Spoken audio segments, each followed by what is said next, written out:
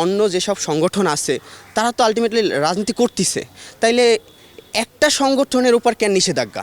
একটা আন্দোলনের পয়েন্ট কিভাবে প্রতিনিয়ত পরিবর্তন হতে পারতেছে, এটা তো আসলে কোনো একটা আন্দোলনের ইস্যু হতে পারে না। আসলে এখানে আমরা তো আসলে কেউ অন্ধ না। আমরা তো আসলে জিনিসগুলা যদি আমরা নিজে মাথা খাটাই, নিজের বুদ্ধি দিয়ে চিন্তা করি, তাইলে অনেক কিছুই আমাদের কাছে ক্লিয়ার। এখন কিছু মানুষ আছে যারা যারা হচ্ছে যে অন্যের দ্বারা ইনফ্লুয়েসড হয় এবং এরা আসলে নিজেদের চিন্তা ভাবনার থেকে অন্যের চিন্তাটা বেশি গুরুত্ব দিয়ে দেখে, এবং এরা হচ্ছে যে কিছু আবেগ, বাংলাদেশের মানুষের কিছু আবেগের জায়গা আছে, যেমন বললে হয়তো খারাপ লাগবে, বাট ধর্ম একটা আবেগের জায়গা। এখন কেউ যদি এই ধর্মে এই আবেগের জায়গাটা পুঁজি করিয়া যদি কেউ রাজনীতি করে এবং সেটা যদি বুয়েটের মতো একটা জায়গায় রাজনীতি হয়, এবং এই রাজনীতিটা যদি বুয়েটের মতো একটা প্রতিষ্ঠানে পড়া কোনো স্টুডেন্ট যদি এই রাজনীতিটা না বুঝে, তাহলে আসলেই দুঃখজনক যে এইখানে যে কি হচ্ছে আমরা সবাই দেখতেছি কি হচ্ছে। এখানে প্রতিনিয়ত হিজবুত তাহরির বিভিন্ন নিষিদ্ধ সংগঠনের কার্যক্রম চলতিছে, আমরা দেখতেছি, এবং এই জিনিসগুলো অন্য শিক্ষার্থীরাও দেখে। বাট তারা হচ্ছে যে ওই যে একটা আবেগের জায়গা, যে ধর্ম বা অন্য কিছু একটার কারণে বা অন্য কোনো সিনিয়র ভাইদের ইনফ্লুয়েন্স বা অন্য কোনো কারণে এরা হচ্ছে যে এই জিনিসগুলো দেখেও না দেখার মতো ভান করে।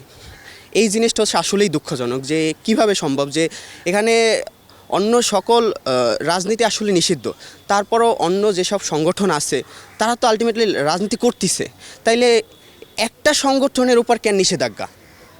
একটা সংগঠনের উপর নিষেধাজ্ঞা এইটা আসলে তো মানার মতো না। আর যেখানে বাংলাদেশের সংবিধান বলেন এবং হাইকোর্টের রায় বলেন, সব কিছু যেখানে হচ্ছে যে রাজনীতির পক্ষে বা এই পক্ষে, এরা বুয়েটের স্টুডেন্টরা সবসময় দেখে এসেছি যে এরা শুধুমাত্র এই ছাত্রলীগটারে কেন্দ্র করে আলোচনা করে, ঠিক আছে, কিন্তু অন্য যে দলগুলো আছে এইগুলা নিয়ে কখনোই কোনো কথা আসলে হয় না। এবং এটা যে মানে কেন হয় এটা তো আসলে আমরাও বুঝি, আপনারাও বুঝেন যে হয়তো কারো দ্বারা ইনফ্লুয়েসড হয়েছে।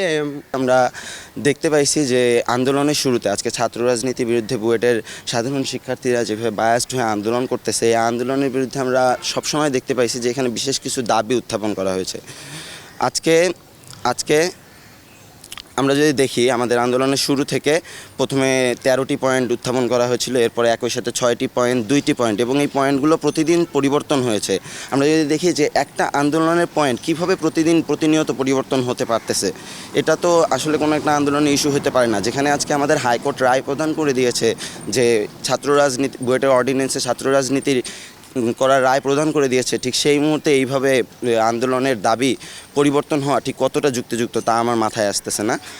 আর হাইকোর্ট যেহেতু এখানে আমাদের আপিল করেই দিয়েছে, আমাদের উচিত আসলে হাইকোর্টের কথা মতো দেশের সংবিধানকে সম্মান প্রদর্শন করে পরে বুয়েটের সকল ধরনের একাডেমিক কার্যক্রমে সকলে ফিরে আসা, এটাই প্রত্যাশা করি আমি।